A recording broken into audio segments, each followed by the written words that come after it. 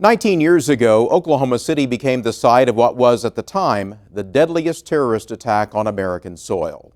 The bombing of the Alfred P. Murrah Federal Building killed 168 people and injured hundreds more. It also was a turning point for the state. Thrust into the world spotlight, Oklahomans responded with compassion and determination that came to define the state and its people.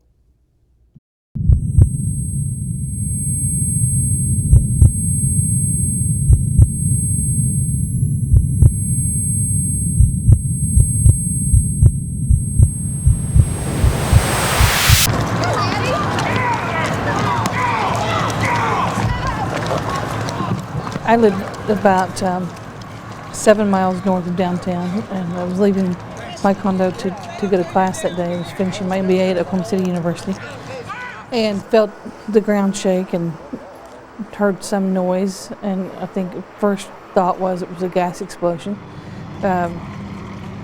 Leaned back in, flipped on the TV for just a second, and breaking into Regis and Kathy Lee was the Channel 9 helicopter shot.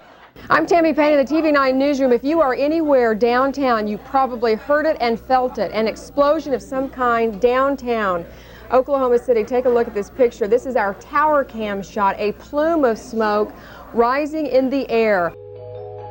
What you see in the museum was kind of the first glance of downtown, was what I remember. It was this helicopter going through over downtown 10 minutes or so after the bombing and giving us this bird's eye view of something that was unimaginable in Oklahoma City, really in America at that time. Wow. Look at that shot. It is absolutely incredible. The side of the federal building has been blown off.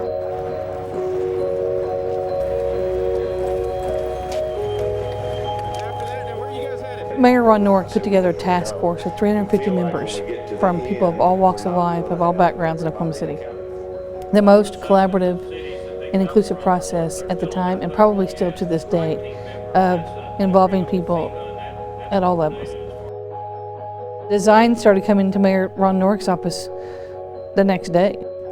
And then we laid the groundwork for an international design competition, which garnered more than 600 designs from all 50 states and more than 20 countries. And what you see today was discovered through that design competition. We have this debate: do you memorialize, do you remember, do you move on? I mean, what's that fine line? And I would say in a world today that I'm raising my kids in, that everything's so instant. I mean, at the touch of a finger, they can get information. If we don't do something to preserve this story and to tell it, there will likely be far more of them. We cannot become so callous to events that we think it's okay that they happen.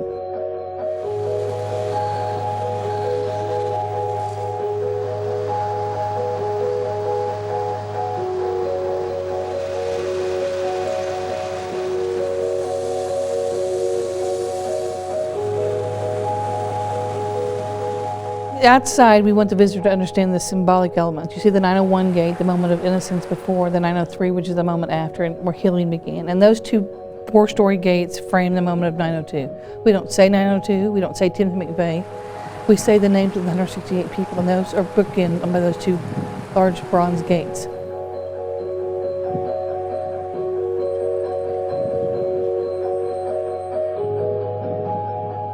You have the stairs leading up to the promontory, the survivor tree at the highest point of the site. This wonderful 100-year-old tree watching over these 168 lives that were killed. You have the salvage granite from the Murrah building with names etched of those who survived. And you have this rescue workers' orchard that really shows those who came from near and far to help. The outside really is meant to be symbolic. It's not meant to understand the guts of every detail of the story. And that always was designed from the very first days of the mission statement for the Memorial Museum to go hand in hand. And for you to take a step in the museum and then go out to the outdoor site, and you'd understand the story so much clearer because you'd know the faces, you'd know the lives, you'd understand who they were. And when you go inside, it's meant to take you through that timeline. I mean, you almost relive it. I mean, you hear the sound of the bomb. Receive information regarding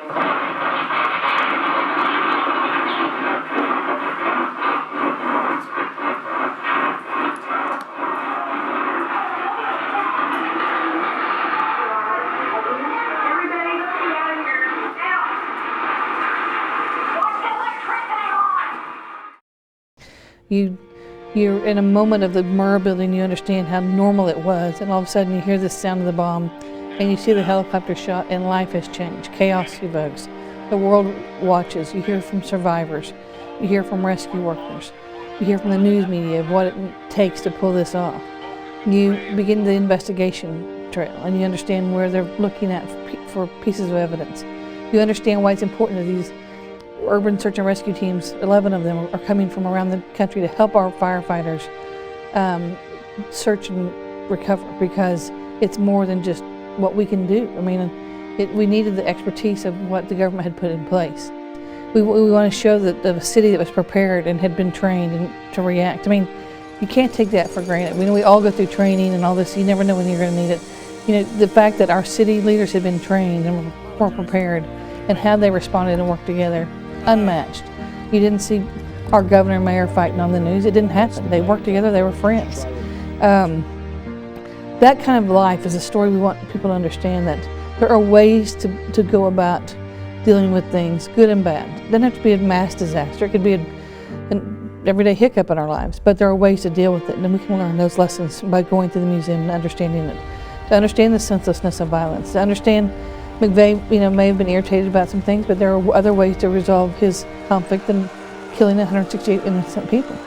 And to understand the hope and the resilience that came from the people of this state and this country, who banded together like no other time and said, we will not be defeated by these cowards.